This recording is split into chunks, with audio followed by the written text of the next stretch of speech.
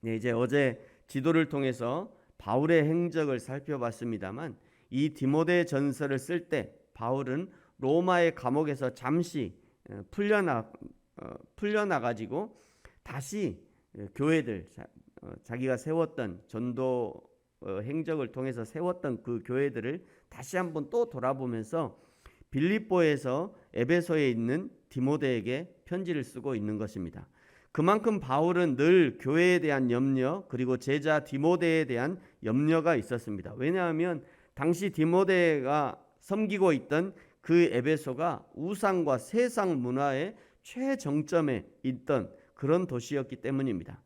그래서 1절과 2절에 인사를 하고요. 오늘 3절과 4절에 주의를 주면서 에베소의 위험성을 알려줍니다. 3절에 보시면 다른 교훈이 가르쳐지고 있는 도시였고 4절에 신화와 끝없는 족보에 몰두하는 일들이 많이 있었고 철학적 논쟁으로 변론이 많은 곳이었습니다. 6절에 사람들이 헛된 말도 많이 합니다. 7절에 율법의 선생이 되려 하는 자들이 많이 있었습니다.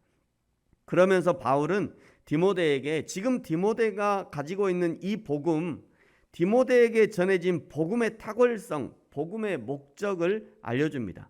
그것이 이제 5절이죠. 여러분 우리 5절은 같이 한번 읽겠습니다. 시작.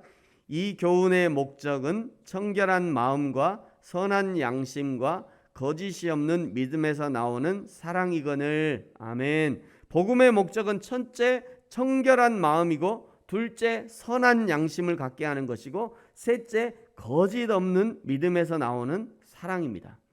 예수 그리스도의 십자가의 복음을 만나면 가장 먼저 자신의 죄의 모습과 직면하게 됩니다.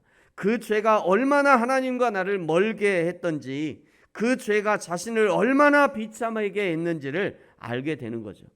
그러니 진정으로 복음을 만난 사람들은 죄를 멀리하게 되고 예수 그리스도의 십자가의 보혈로 씻어진 청결한 마음을 소유하게 되는 거죠. 선한 양심을 갖게 되는 겁니다. 이것이 하나님의 마음이죠. 하나님의 마음을 닮아가는 것입니다. 그리고 사랑의 마음, 긍휼의 마음을 갖게 되는 것이죠. 이것이 복음의 효과라는 거죠. 복음을 깨달아 안 그리스도인에게도 이 세 가지가 당연히 나타나는 겁니다. 사랑하는 성도 여러분, 저와 여러분에게는 복음을 만난 후 어떤 효과들, 어떤 열매들이 나타나고 있습니까? 저와 여러분, 우리 모든 그리스도인에게 청결한 마음, 그 다음에 선한 양심, 그리고 사랑의 풍성함이 충만하게 나타나기를 예수님의 이름으로 축복합니다.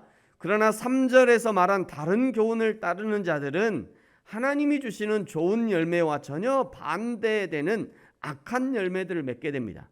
그것이 이제 9절부터 매우 적나라하게 악한 열매를 알려주죠. 9절에 보시면요, 불법, 불복종, 불경건, 죄인, 방탕함, 망령됨, 부모를 죽이고 살인하고, 10절에 음행하고 남색하고 인신매매하고 거짓말하고 거짓 맹세하고 기타 다른 모든 거짓들이 이 다른 교훈에서 오는 것입니다.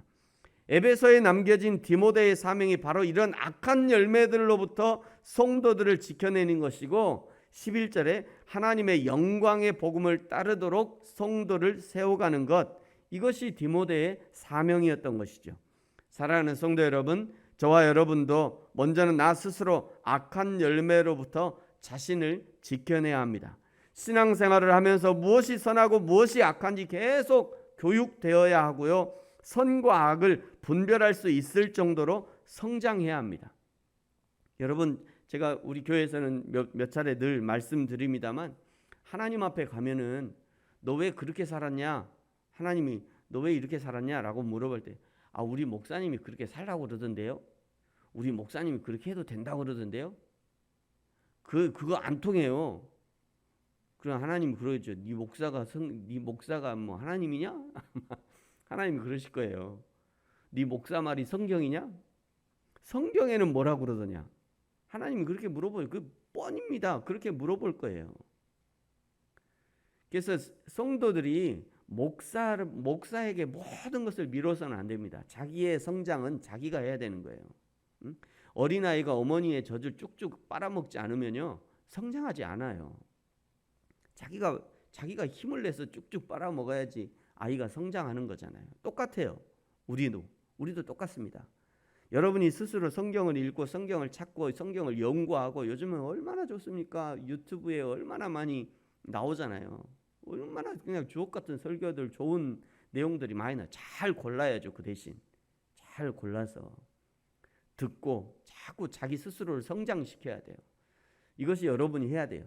물론 그것만이 아니라 목회자와 교회는 성도들을 악한 열매로부터 지켜내고 지속적으로 성도들이 성장할 수 있도록 도와야 합니다. 그것이 교회의 사명인 거죠. 코로나 이후에는 조금 달라졌습니다만 한국 교회는요, 세계 어떤 나라들보다 예배가 많아요. 새벽 예배, 수요 예배, 금요일에, 주일에, 주일도 한 번 안 돼, 주일 오전에, 오후에 여러 번의 공예배를 통해서 성도들에게 지속적으로 영적 양식을 공급했던 거죠. 그것이 한국 교회의 사실은 부흥의 원천과 같은 것입니다.